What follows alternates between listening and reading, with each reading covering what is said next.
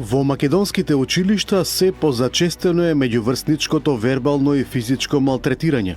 Минатата недела во едно скопско училиште децата сами се организирале да изработат проект на тема булинг, па направиле анонимна анкета меѓу соучениците. Што кажале тие не ни е познато, но очигледно е дека децата самите решиле да си бараат спас од разните типови на малтретирање, па дури и преку интернет.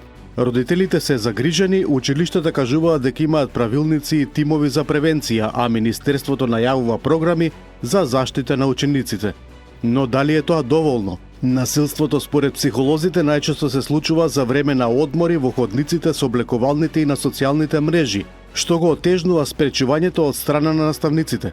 Започнува како шега, но неретко завршува со сериозни последици по самодовербата и психичкото здравје на децата. Конкретни случаи покажуваат дека булинг вршат најмногу децата кои имаат емоционални проблеми или се изложени на насилство дома. Проблемот не може да се реши без заедничко действување на семејството, училиштето и општеството. Затоа треба да се разговара почесто.